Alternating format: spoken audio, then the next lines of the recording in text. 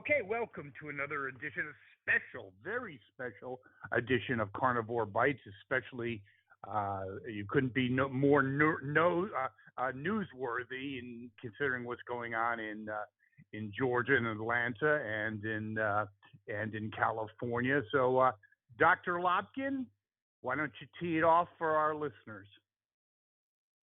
Yeah, rising crime rates have been a problem all around the country. We've seen stories coming out of New York just this week.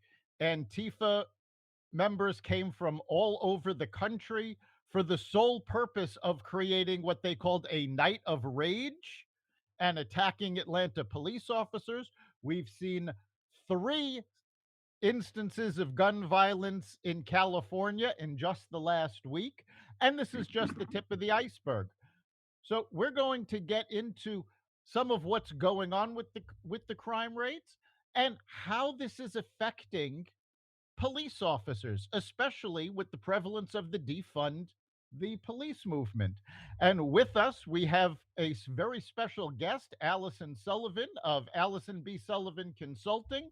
She is a former police officer.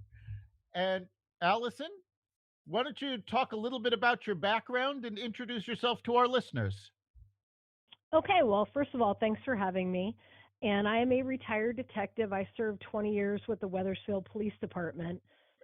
And for those listeners that aren't familiar with Wethersfield, we border the south end of Hartford in Hartford County. Wethersfield is the oldest town in the state. It was founded in 1634, and our agency has about 50 officers.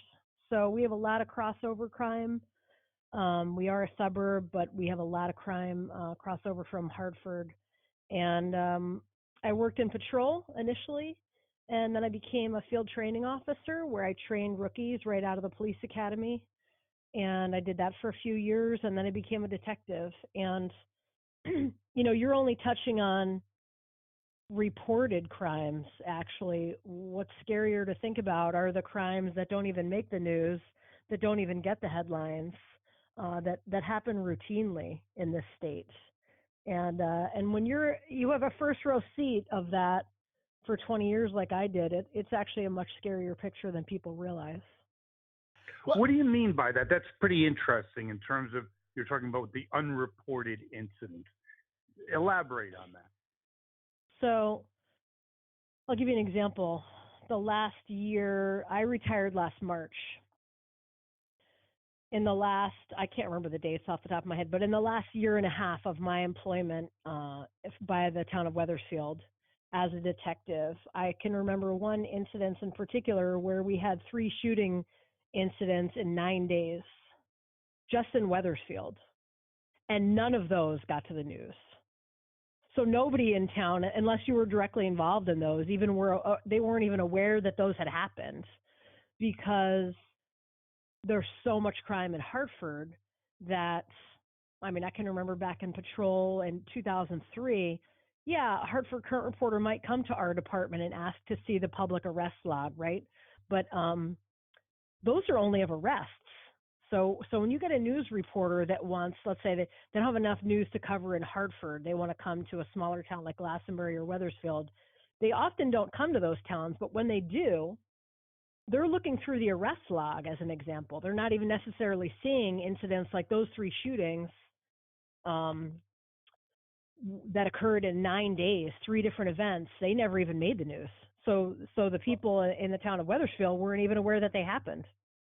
And also for our listeners out there across the country, Hartford, may have, for those people that are not really completely familiar with the city, for a relatively small metropolitan or city area, it is a high crime geographic area, isn't it? It is.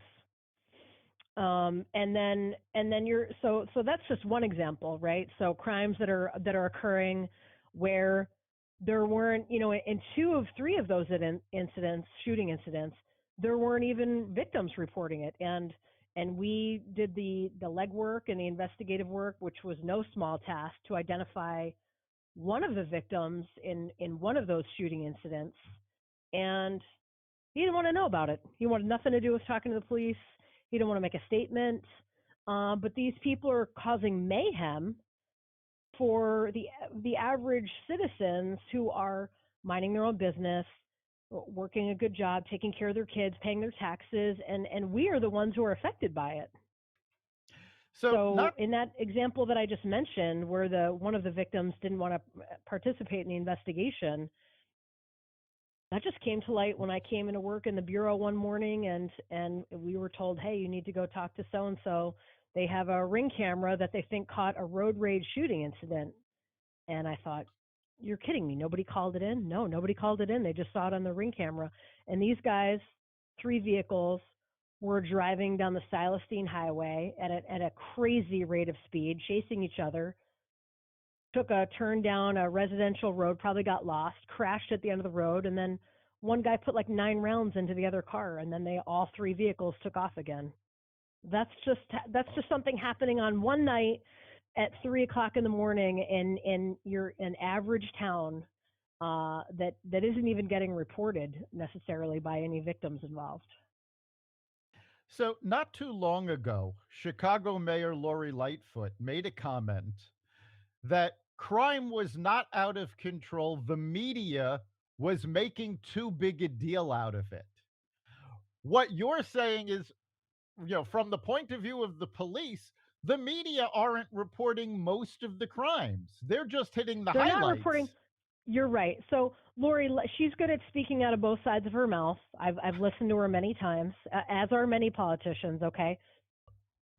It isn't inaccurate to say that the media does over hype up and over focus on some crimes.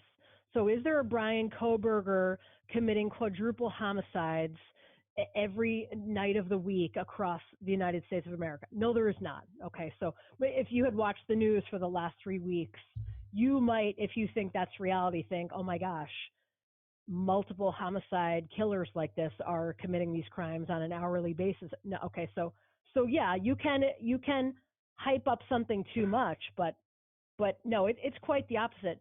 If you listen, even this morning, I was listening here in Connecticut to TIC 1080 News for a couple minutes, and I heard them reporting, oh, there's another prison closing in Connecticut, and if the listener was unaware or uneducated, or a lot of people in the public are, which is that they are underinformed and misinformed. The reason we're closing prisons is because we've had a couple of really left-leaning politicians and governors who have decriminalized crime. Okay, so you took felonies that used to be felonies and you made them misdemeanors, and you took misdemeanors that used to be misdemeanors and you made them infractions. And excuse me, I have to interject. I have to ask you a question on that. When did you, as someone who was right there seeing it happen, when did this phenomenon, if you will, start happening, to put it into context in terms of the lessening of crimes or the decriminalization of crimes that were once crimes? I couldn't put a date on it. I'd say just a relative period. Really, it was already going in that direction prior to the George Floyd murder, which was it was a tragic event. It was horrific to watch. He was actually murdered, and people stood by and watched his murder. I don't mean to downplay that event, but that event catalyzed some people who were already critical of police and took it way, way further in an unreasonable direction. So I'll give you an example of how that. I think you have a very interesting observation, though, is what you're really saying is the momentum was already there in the George Floyd event, just kind of maybe legitimized it and perpetuated or accelerated it. There were a few high-profile, legitimately horrific cases of police violence and brutality, okay? But what some people did with that in this country, the narrative that some people began to manufacture and spin, with a black belt in spinning, it was phenomenal. And I'll give you an example of how that played out for us in law enforcement. 10 years ago, here in Hartford County, Connecticut, and for the town of Wethersfield, our court's GA-15 New Britain. 10 years ago, I could take an arrest warrant application. These are the basics of the crime. This is what happened. This is what I observed. This is what was reported to me. These are the statements. This is the evidence, right?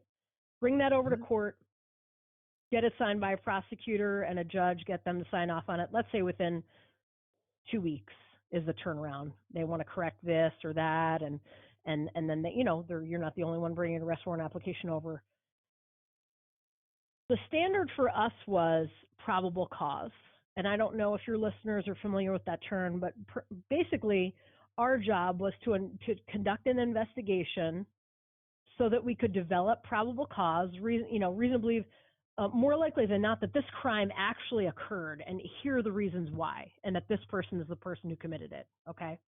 And if you had PC, which is an abbreviation for probable cause, that arrest warrant application was getting signed, period. I am telling you, in 2021 and 22, we were taking arrest warrant applications over to court at GA-15 in New Britain with probable cause that were just not being signed. I'm not talking about someone stole change out of a car. I'm talking about violent felonies.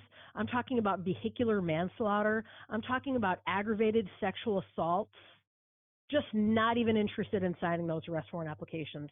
And when we would question why, sometimes the answer was, well, prosecutorial discretion. That's just a blanket answer for, no, we don't have to. We don't have to prosecute when we don't want to. And when some people like me would give a little bit more pushback, like, what is going on? No, that's the same crime. The statute didn't change for vehicular manslaughter. The statute didn't change for aggravated sexual assault. So what changed here? Why? I don't get it. Why? I don't understand the math.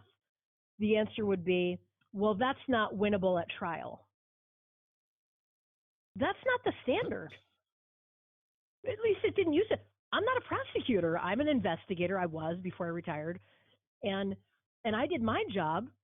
And if you committed a crime that I thoroughly investigated, and there's probable cause to believe that you are the one that committed that crime, 10 years ago, it wasn't even a question. You were getting arrested. Now, did that mean you were getting thrown in jail for 20 years in Connecticut? It sure didn't. It sure did not. Probably not even going to do 5 years, but you were definitely getting arrested. And it would be on your record. You're probably not even getting arrested. They're probably not even going to sign that arrest warrant. They're just going to return it. Thanks, but no thanks. Thanks for playing. And I mean, I'm not exaggerating. I'm not going to use judges' names or prosecutors' names, and I'm certainly not going to use, obviously, suspects or victims' names. But I will tell you, we submitted arrest warrant applications numerous times that were ignored. Are these new players or a new atmosphere or a combination? It's a new atmosphere. It's a new atmosphere. So from my understanding, okay, go ahead. Yeah, there's political pressure on prosecutors and on states' attorneys, not just in Connecticut but in other states. If you're sending too many arrest warrant applications our way that are going to create a picture that we don't like, we're not going to help you paint that picture. So I didn't commit the crimes, and I didn't come up with the suspects. So if I'm investigating 4 felony crimes this month, and it just so happens that my actual suspects, 2 are Hispanic and 2 are African American, and I submit all 4 of those. Now, sometimes if I investigated 4 felonies in a month, they would be all Caucasian. So it's really very variable, right? However, from what I understand, from what was told to me, if it was 4 felony arrest warrant applications for 4 suspects who are minority suspect or African American or Hispanic, and that's going to create a situation where that GA, that court district, is generating a disproportionate number of arrests and so they're not going to do that. They're not going to add to that picture. So there's political pressure to adjust the optics. That's right. I know from my own investigations, there's also a bit of political grandstanding going on, because especially here in Connecticut, are in the role of attorney general, which is also supposed to be a legal role. Now, this isn't who you deal with for the criminal prosecutions, but the AG, current AG, and the previous AG, both were primarily interested in their political future. Previous That's right. A, the previous AG went on to be senator. In fact, the two previous AGs went on to be senators. So there is that bit where a district attorney wants to put together a good image so that he can run for attorney general and then possibly to a national office. You're right. And the general public is not really in tune with this, and I don't blame them. It's a lot to keep track of. It's kind of similar to, do I know all of the nuances of Connecticut tax law? Am I completely prepared to file myself and I know all the ins and outs and tricks?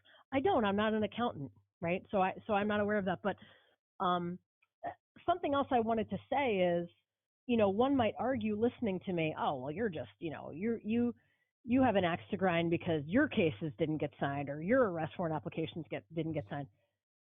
I saw it myself as a victim, as a detective and as a patrol officer. Twice during the pandemic, I was assaulted.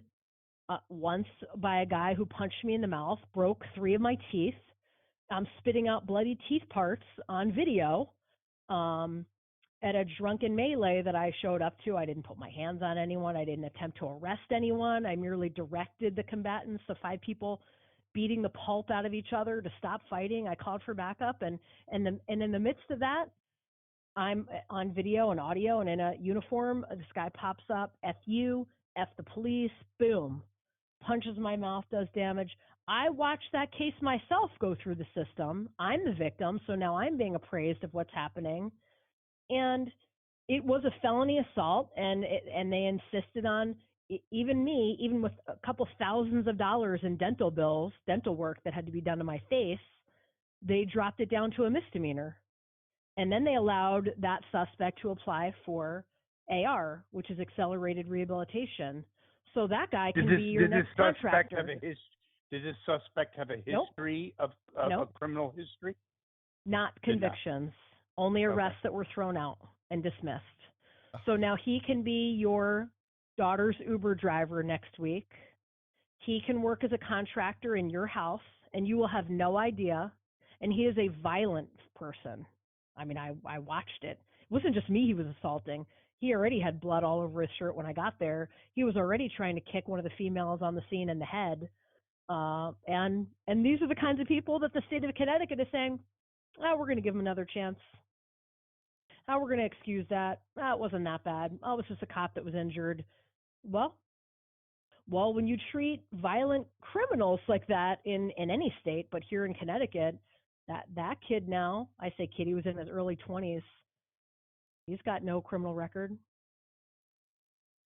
That's a problem. From someone that, is right there on the scene, an expert in your field, you have to draw conclusions. What is your conclusion, or what are some of the assertions you think in your own mind and maybe in some of your colleagues? What's behind this? There has to be a reason for what we've just articulated over the last several minutes. What do you think is behind it? I think there's a real in terms of mindset. What do you think the overall objective is? In this country, in this culture right now, presently, there's a real definitive move away from individual responsibility. So 20 years ago, when you did something wrong, not only were you responsible for that, you were going to pay for that, and when we've moved away from that, so whether it's because your parents yelled at you when you were young, or you don't make, so take, for example, drug use. Now, does heroin use does it become an illness? Does it become a disease? Sure. Does it start that way? No, it does not. I've never caught a heroin addiction walking down the street. It's not like a virus, but now it gets treated like a disease or almost like a medical problem. Sure, does decades of addiction develop into a medical problem, and it does, but it started as a pretty bad choice. And you should be held accountable for that choice. And here's why I'm saying that. I investigated a case that happened on the Silestein Highway where this young kid, young African American, really intelligent, really ambitious, successful. He is on scholarship at a good school. He gets hit almost directly head on by another gentleman similar in age who has become a complete and utter full-time substance abuser. Now, the substance abuser who hit him almost fully head on, he's responsible for that incident. That was a life-changing event for the kid that was the victim in that almost fatal motor vehicle accident. And when I initially attempted to investigate and arrest the operator, I got all kinds of pushback from our court about that. And I really had to push the charge. I really had to push it to say, okay, maybe I don't have evidence of DWI, but certainly it was negligent when he chose to operate the motor vehicle. He chose to use these drugs. He chose to take them, and he should be responsible for then choosing to operate a motor vehicle.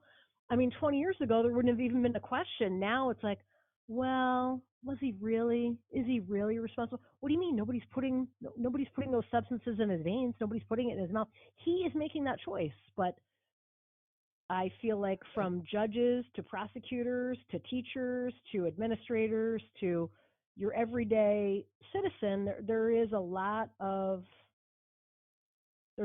reluctance to hold people accountable for their individual decisions, and it's very harmful.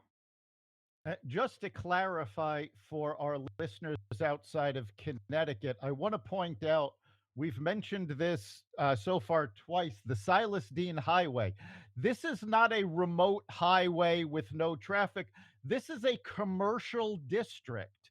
There's homes, there's stores, there's people crossing the street on a regular basis. So this is not some remote area that somebody, well, they went off, they got high, but the odds of them hitting somebody was really low. This is a high traffic area. High traffic. Also, but incidentally, that was almost directly in front of the police department, which is also on the Silestein Highway. Now, so yeah, I think some of my opinion is that it's a real move away from individual responsibility. That, and secondarily, I would say questioning police officers and not taking them at their word, not giving them the benefit of the doubt to a degree that is unreasonable. Based on, there's a disconnect between, let's say, the people in charge, the political establishment, and the people on the ground, especially places like Hartford, the average person. Is there a disconnect between the two? I don't think the average person is necessarily aware of I guess what I was saying is the people that are victims of the crime, high crime areas, and the whole defund the police. Is that a disconnect?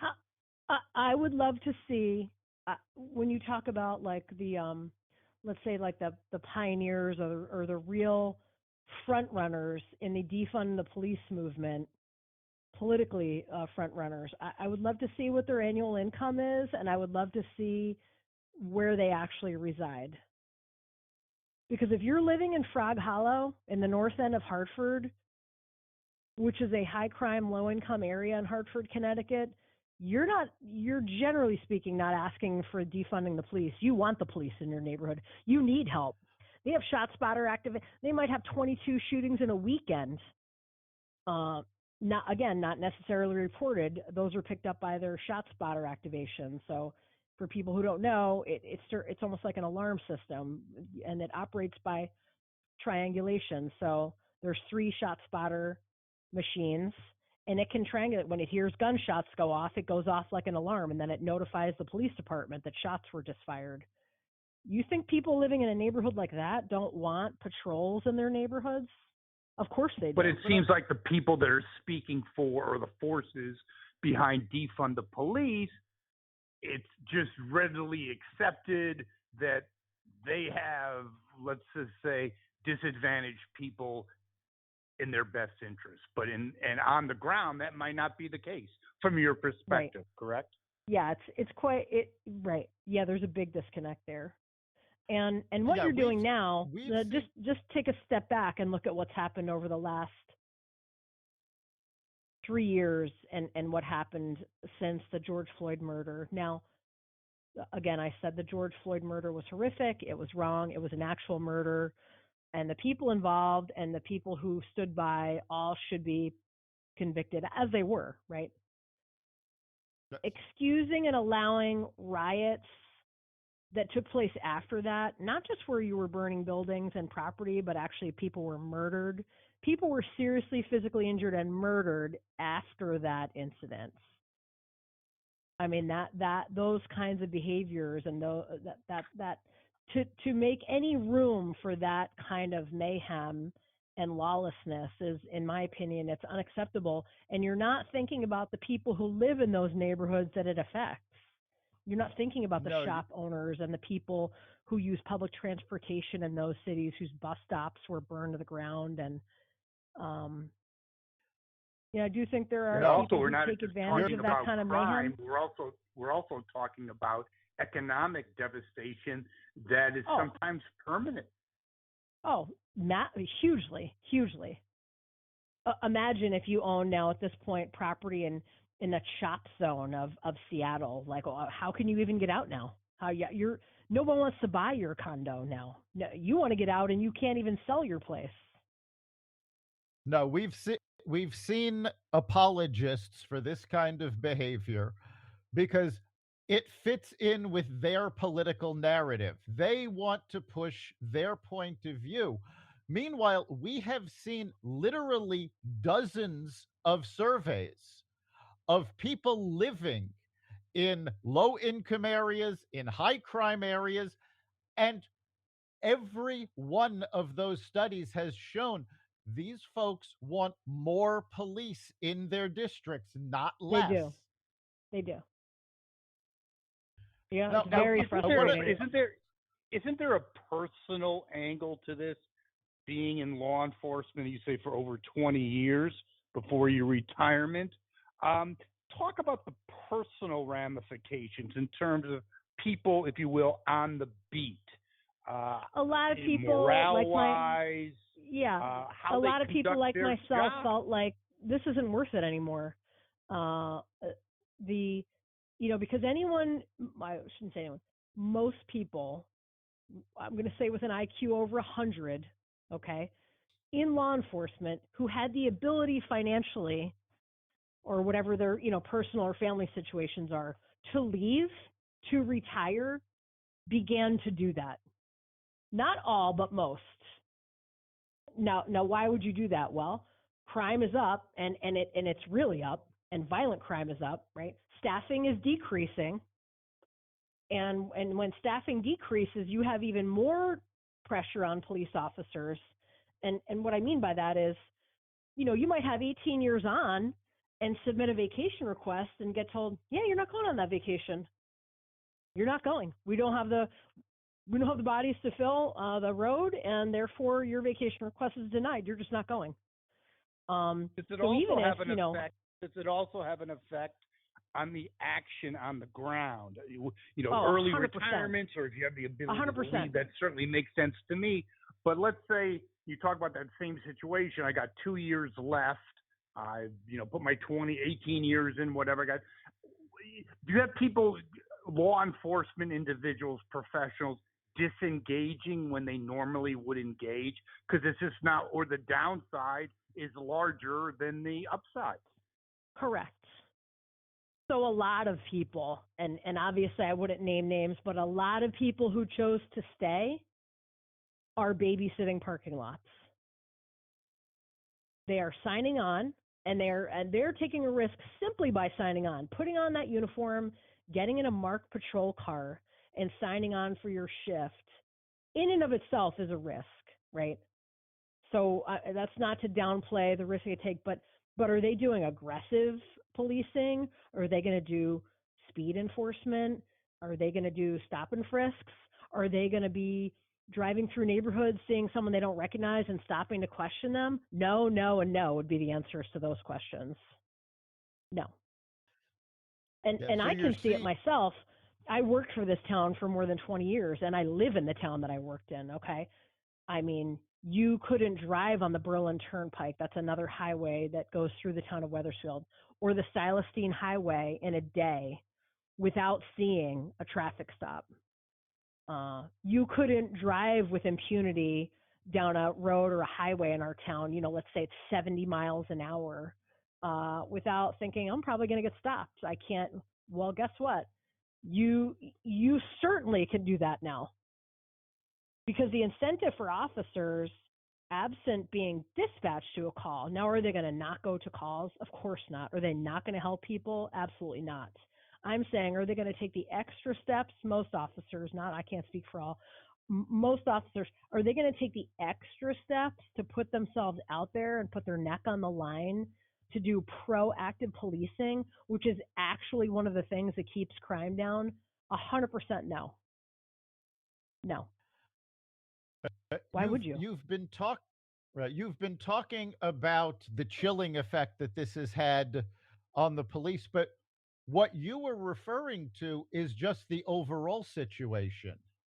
Now, it wasn't too long ago that we lost several Bristol police to a shooting where they were lured to a crime scene and assassinated. Yep. What kind of effect does something like that have on the rank and file? Well, I was on the job. I was working the night that Officer Peter Lavery was murdered in Newington, and you accept some risk, and you accept some degree of risk in that element of you never know if it's going to be your last shift. That is a part of the job, and for people who don't have the stomach for that, they shouldn't be in law enforcement, because it's a high risk occupation, right?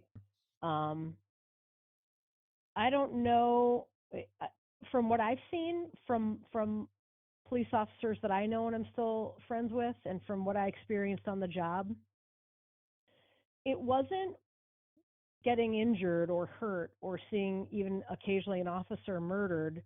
It was horrible and just awful for the families. But you really accept that as part of what you sign on for, unfortunately, to some degree.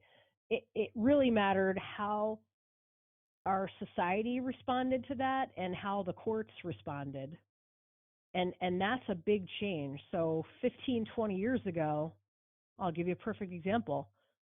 I was assaulted in 2003 when I was dispatched to a shoplifter call on the South Steen Highway at Marshall's. They said the shoplifter was in the loss prevention office, cooperative, no problem.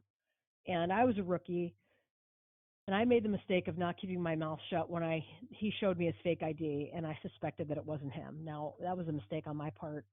I looked at it and said, that's definitely not you. I don't know who you are. And it was on. The fight was on.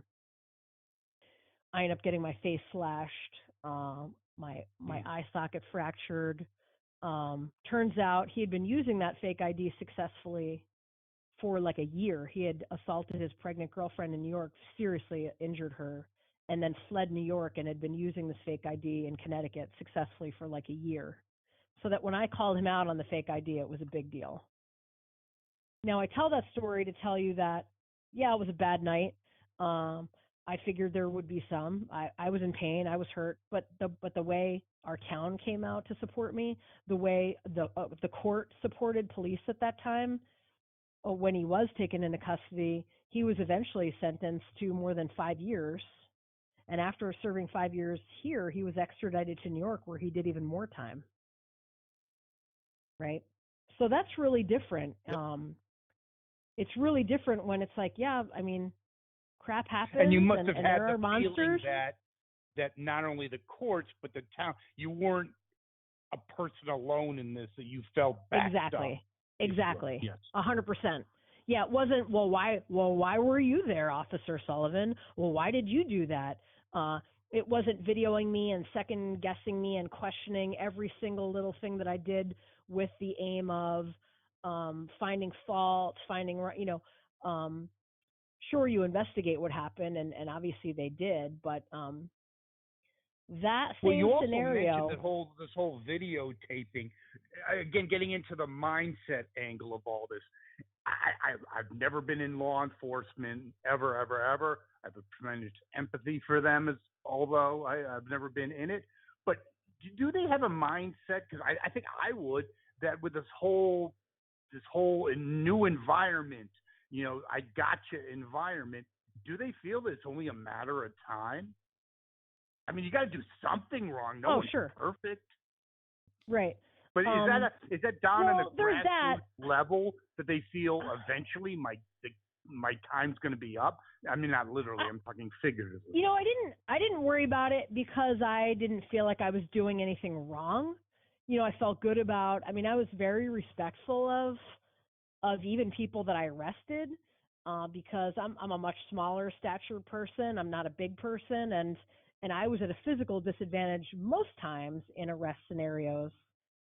With the suspects that I dealt with, and I never felt worried about me being videoed or recorded because I wasn't doing anything improper or wrong. Has that changed?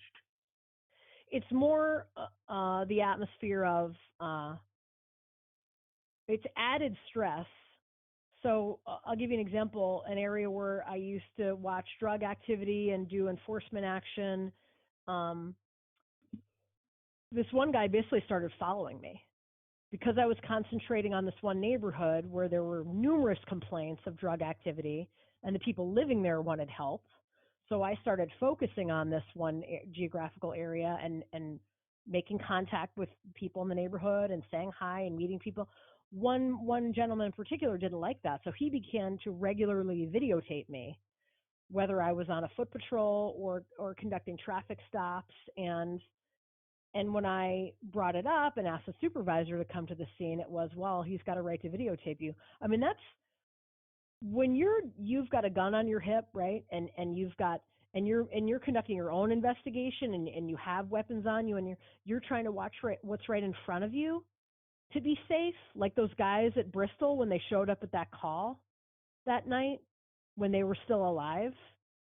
Do you think they were like half-assing it and not paying attention, or do you think they were really honed in on the door and exactly what was going on at that call they were sent to? Do you know what I'm saying? Yeah. Mm-hmm. Now, what if someone was there videotaping that? Do you know how distracting that is and how obnoxious that can be?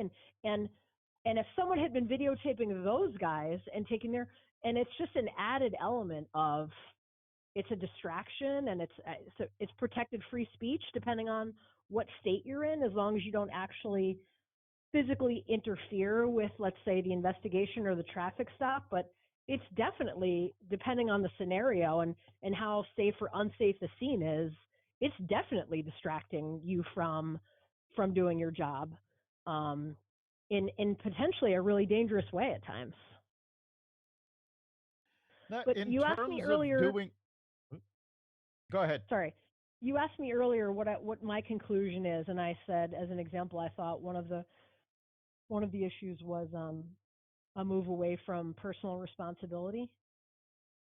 And another thing I would add that I've seen is just a lack of civility and like a deterioration in our society, lack of respect, not just for police but for each other, for people. The way that you talk to people, the way you interact with people. And I'll give you an example. I can distinctly remember this place called Steve's Price Cutter Liquor Store constantly getting people pulling in, parking in the fire lane to go booze shopping. And my protocol was not to just run up and ticket that car and run away. I really would stay in that parking lot to try to reduce robberies, carjackings, and shoplifting, all three of which regularly happened in that shopping plaza. So me being there is a deterrent, right? When I would see someone parked, I would walk up, or if they'd already walked inside, I would approach them and say, "Hey, I don't want to give you a $75 ticket. Can you please move that vehicle?" "Oh, hey, no problem. Sorry about that." Now, was everyone thrilled every time? No. But that was, and then if I couldn't find them or they left the car there for 20 minutes, I would ticket it, okay? I can remember several incidents in the last 5 years if I signed up, let's say, for a patrol overtime shift, even though I was a detective, approaching the same scenario, and this happened at least 3 times, twice in that plaza. Walk up to the vehicle. "Hey, do you mind moving the vehicle? This is a posted fire lane, and I don't want to write you a $75 ticket." The very next move is the driver gets out of the car, gets right in my face, close physical, no physical, appropriate physical space. The passenger gets out and starts videotaping me. "F you, stop harassing us, get the F out of here," like hostile, aggressive, physically confrontational, and videoing me while I'm literally just asking you to move a car out of a fire lane so I don't have to ticket you. So it was even just a rejection of even the most basic attempts at policing. And I don't start conversations because I'm 5'2". I don't start conversations with, "Hey, jerk, move this piece of garbage." It wasn't like that. And that was the response I was getting, was that hostile and combative and like, "Yeah, no, I'm not doing that. I'm not interested. I don't care that it's the law." Yeah, we've reached the point where people are proud to be victimized. They want to prove that, oh, the world's against them. And it goes back to what you said earlier, because they don't want to take responsibility for their actions. It's No. everybody else's fault. They're all against me. And that's what's leading to this. Now, Yes. I want to It, I want to talk a I want to talk a little bit about the process of policing, because, and I blame Law and Order for this. People have no idea how long an investigation can actually take. that's true. And in the New York State bail reform law, there is a little known clause that says if police can't wrap everything up within 20 days, they can't bring the case to court. Now, you and I talked about this before we went on the air. For years now, there has been a backlog of rape kits at Yep. crime labs. How long does it take to get a rape kit back? Wow. Well, it depends on how involved it is, right? But it's not a quick process. You could get it the next day, but we have that's a problem. That's a real problem, a law like that, and it's misguided because we have cases where a victim can go and have a sexual assault kit done at a hospital, and that kit can be submitted as an anonymous kit, and we get a call at the police department that says you need to go to Hartford Hospital and pick up anonymous kit number 203. You don't have the victim's name. They don't want to make a complaint yet. They don't want to deal with it, but they did want to preserve evidence. It might be 6 months or 8 months before that victim then comes and says, "Hey, that was me. I wasn't prepared emotionally to even process this yet, but the ID number on that evidence box is 203. That was mine. I went to Hartford Hospital 8 months ago to have a rape kit done, and now I'm ready to sit down and make a formal complaint against my neighbor for what happened to me." So it's very Right, common for there to be delays in reporting. so politicians that push policies like this, they're basically just ignoring the mindset of the crime victim. And Yes, you know in a case, they're actually victimizing them all over again, because they had to go through the crime itself, and now they're being victimized by the system because the cops are doing this with their hands tied behind their backs and unable to really put the case together. right. Yeah, that is terrible. That's a terrible idea.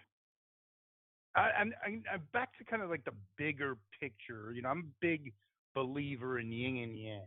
Okay, so you've had over the last 10 years, as you so brilliantly articulated, a move let's call anti-police, anti-criminal, enforcement. Do you see it anytime, or do you see maybe, lately in your last, let's say, year on that, do you see maybe a move away from this? Or do you think it has some a ways to go before people in the communities essentially rise up in support of police? If that's I do. I have to say, I do think still a lot of people support law enforcement. Um, are they the I don't want silent to say majority, as they say? yes, yeah, exactly. The fringe. I don't. It's not just a fringe. The portion of society who is um, excessively critical of police that goes takes it too far. It's I'm fine with people questioning why did you do it this way, and why did this happen this way, and was that the best? It's not that we're above reproach or beyond being questioned, but I mean the excessive uh, criticisms of police officers. For example, referring to like officers having uh, ballistic vests and equipment as like uh, unnecessary over militarization. It's like, no, I actually want to get home alive to see my kids. That's what that is. It's not about militarization. It's about a knowledge of ballistics and wanting to go home alive at the end of my shift. So that would be an example of what I mean by excessive criticism. Even so, even with that, there are a lot of people who are supportive of police. We had an officer involved shooting, and it was a tragic set of circumstances in my municipality. I think it was about 3 years ago now, 3.5 years ago, and it was tough. But people in the town were expressed support and were very supportive of the department in spite of that. So I don't feel like we were abandoned. I just feel like on a national level, um, the dialogue has become misguided and in an unhelpful way. And you'll see Are it you because this hopeful isn't of it going to get better. reversing itself? Are You you no, no, hopeful of it you're going to see reversing this isn't itself? going to get better because people are leaving the ranks. So people like me packed it up and said, I'm not going to do this job anymore. I'm evaluating the costs and the benefits and I'm out, And now I know it happened as I was leaving. They can't get people to even pass the basic written exam. And when we used to have an entry process for new police officers back in like '02, '03, we would have to host it at the high school because you might get 900 people showing up for the test, right?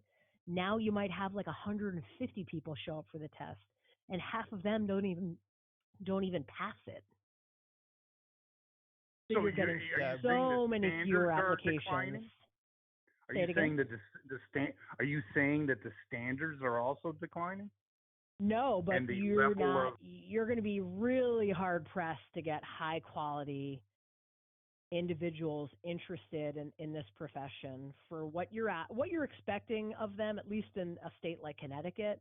What you're expecting of them has become almost unreasonable, and what they're risking by taking that job on, and what a state like Connecticut and the culture here offers to them in terms of reduction, in terms of reducing their qualified immunity, everything that the bill changed here in Connecticut. It's a tough sell, and you'll see it. And the numbers are down, and they're hard to fill. And when you see, oh well, New Haven has this many more officers, and Wethersfield has this many more officers, you got to ask the question: how many of those numbers aren't just sheep stealing? We just hired 14 new officers. This is a hypothetical. Yeah, that's because we stole 12 of them from other municipalities by saying, well, if you're going to stay in the job, you might as well come here because we pay better. But actual newbies, like people that are young and intelligent and bright and hopeful and positive that would be great cops, not a lot of people like that are applying for this job right now. And I don't blame them. does that scare you? No, Oh, yeah. I mean, me personally, no. I mean, I have a permit to carry. I'm pretty careful. I know a lot about how crime happens and where it happens. It does concern me for the average citizen. It concerns me for people in my town and the state for sure.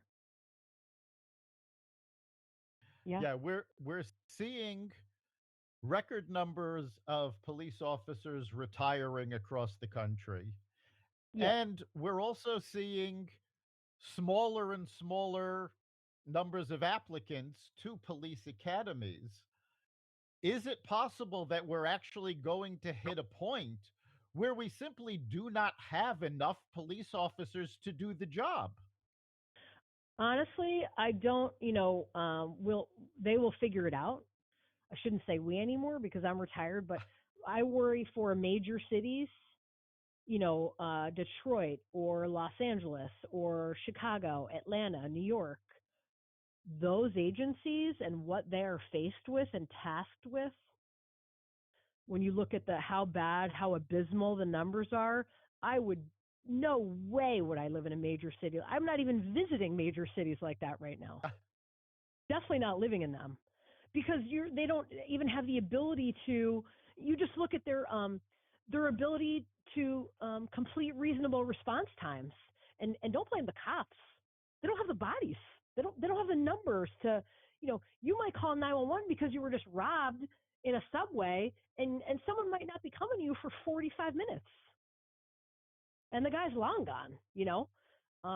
It's not like it was 15 years ago, and crime was always here. It's higher right now, but the resources that, in terms of law enforcement to help you and assist you or protect you are hugely diminished. And what they can do now, their hands are tied in some ways. They're restricted in ways that they weren't previously. So even here in Connecticut with the police reform bill that passed, someone's, let's say you have your home and you see someone breaking into your attached garage and you call 911 and I'm still on the job and I get there and they're armed, you see they have a gun in their waistband, and when you open the garage door to say, get the heck out of they point it at you, they put that gun back in their waistband as I am pulling up to your house. Do you know that I can't even follow that vehicle? Can't even follow it. Literally. How many people are aware of this? You cannot pursue that vehicle. You cannot pursue that vehicle lawfully now unless they are actively a violent threat to myself or others. So if he leaves and is shooting at you or I, okay, sure. Now I'm like, but if he just drives away and you want to get, I want to get to see what the suspect looks like, or to initiate a traffic stop, or to chase him and take him into custody. No, and no, not allowed to do those. No. And I'm telling you that because an incident almost identical to what I just described happened just a couple of months after the police reform bill here was passed in Connecticut. And myself and several of the other guys responded like we thought we should. People in this town pay a lot of taxes. They expect us to help them when they call 911. Oh my God, someone's trying to get in my house. I'm home alone with my kids. They're in the garage. I think they might be armed. And when we got there and followed that car and pursued that, we had to write, you write a memo, explain what you did, explain why you did that. People might be getting suspended for this. And it was head spinning like, wait a minute, what do you mean? What are we supposed to do now? So, these people are, no, you're not doing that anymore. Nope. So you could have gotten suspended for doing the job of a police officer and protecting the citizenry. Yep, because what they said was that used to be your job. It's different now. And so we said, well, what the hell are we supposed to do? Take pictures. Well, hell, I mean, if it's as simple as that, why don't we just tell the 911 caller, hey, thanks for playing. Why don't you take some pictures and we'll stay here at the station and you can email them to us? Like, what kind of protection is that from animals? While you're mentioning this, or while you're articulating what the new policies and the actual situation, I mean, again, putting myself in a law enforcement person's perspective, I'm going to pull back on the stick. I'm not going to take the risk of putting myself out there. You basically are going to do the absolute minimum. It was stunning, and I was so upset, and I was angry, and the guys that were involved, there were probably 7 of us that were involved in the response and then the pursuit after. I literally, I was in the detective bureau at the time, responded to the area of where I anticipated the suspect vehicle would go, and and then it was, why did you drive to that area? Why did you go there? What were you doing? And it's like, oh my gosh, this is like, I've been on the job 19, or at that point it was 18 years. I thought I'm doing my job. This is what Good policing, yeah. This is what we do. Now, were guys driving in at 130 with guns blazing, shooting off rounds as they responded to the area? Absolutely not. It wasn't reckless. It wasn't, but even just to go to the scene and to try to attempt to identify and or apprehend the suspect. I mean, what do you say to that? Yeah, it's a different world now. It is, and it's not great. Now, all of your experience, you've left the force, and now you have a consulting firm. Tell us a little bit about what you're doing now. Okay, well, a lot of the cases that I worked in the bureau and in patrol were sex assault related cases. So some rape cases, also some false accusation cases I investigated. And I had successful investigations that resulted in the arrest and conviction of several people for those types of crimes. And also one of my responsibilities was to, for several years, monitor the registered sex offenders in my jurisdiction. And that's not just like maintaining a notebook of who they are, but you visit them, you meet them, you find out what the parameters of their probation are, how they operate, where are they, what are they doing, where are they working, and you learn a lot about predator behavior that way. And I would say that not all of that is common knowledge. And then the other thing that I observed is people want to protect their loved ones from harm, but particularly when I think about sexual assault, they're not well informed about how to do that. So let's say you want to protect your daughter who's going to college, so you buy her mace. I don't actually know the single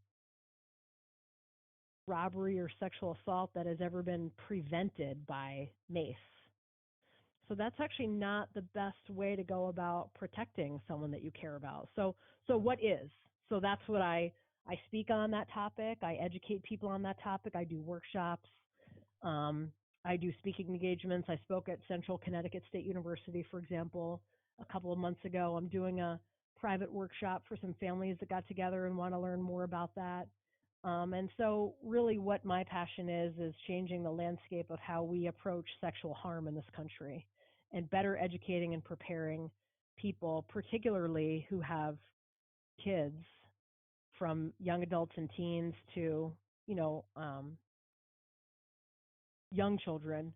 So the whole length of parenting. How do you prepare your kids, and at the different stages that they go through, how do you best prepare them? So that's what I care a lot about. I know a lot about it, and I speak about it. And if anyone's interested in hearing more about that, I would love for them to check out my website. It's AlisonBSullivan.com, and it's Alison with one L. And check out my website and send me an email. Great. Yeah, that's so important because as we've been discussing, the police are doing this with their hands tied behind our backs. The easiest way to prevent this is to act proactively and protect yourself before this ever happens to you. And you really can. There are anomalies. There are those outlier predators where you really, it's hard to plan for that. But honestly, Eric, the majority of rape cases that I investigated were predictive. You could see how these cases developed, and some of them are really actually preventable. And I have a lot to say at another time about how to do that, but I know that my kids are at an advantage. Actually, that would be a basis of another great show.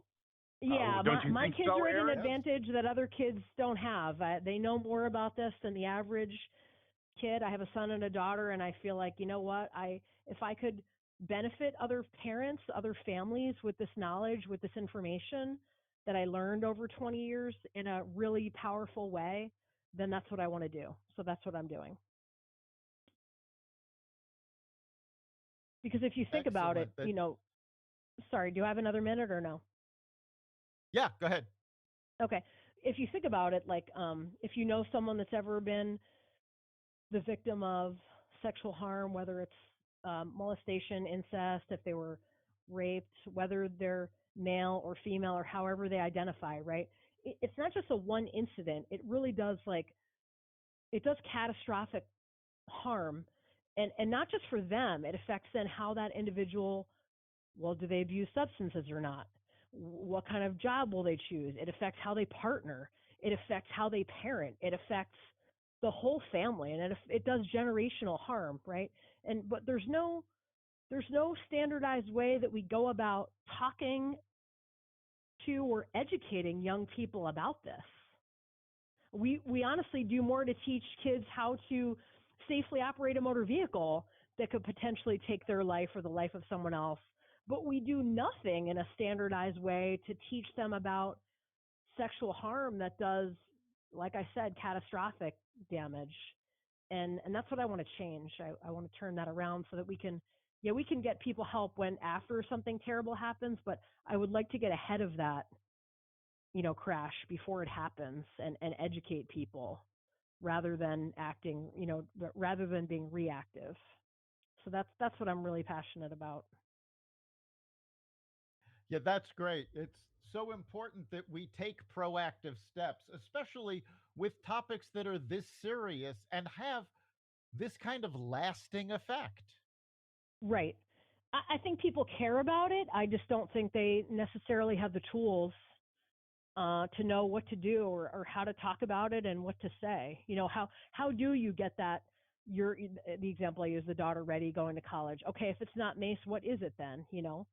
Um, how is it that most of the guys that I investigated for sex assaults, when the victim was known to them, some of these guys were not animals. They didn't wake up one morning saying to themselves, you know what, I'm going to wreck someone's life tonight. That's what I'm going to do. It's not like that. So how can your son or my son, how can we teach them differently so that they know ahead of time? I can tell you some of those guys, one of them in particular I'm thinking of, who's a registered sex offender here in Connecticut. He was raised by a great family, good morals, solid family. He is now a registered sex offender. How does that happen? And how can we keep that from happening again in the future? I do think that it's changeable. I certainly hope so. And I think that's a big part of what's the problem that's going on is that people don't have the proper information. And Right. we've seen time and time again, politicians spout out information that turns out to be completely false. If people have the information and know how to use it, that puts them ahead of the game. Yep. Yeah, and I'm not suggesting that educating all people would then prevent all sexual assaults, No. but I am saying it actually would prevent many sexual assaults. And it could potentially change people's behavior and the choices that they make, um, in a way that would impact people's entire lives. So yes, Alison B. Sullivan, Alison with one L. And if people want to reach out to me, they're welcome to. And if you guys would like to talk at a future date more specifically about sexual harm and my thoughts on how to prevent that, then I would love to do that. That would be fantastic. Yes, Yeah. it was certainly a great podcast. I hope you enjoyed the experience. I'm sure our listeners definitely will as well. Definitely. And thank you so much for coming on. Dr. Lopkin, great show, correct?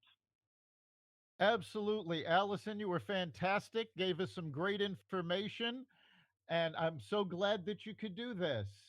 Likewise. Yeah, thanks for inviting me. I'll be in touch with you guys. Great. Thanks so much.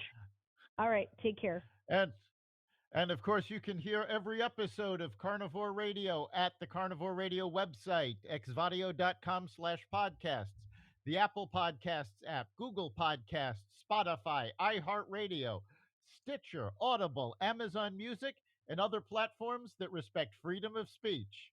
We'll see you Thanks, next time. Dr. Lopkin. Great show.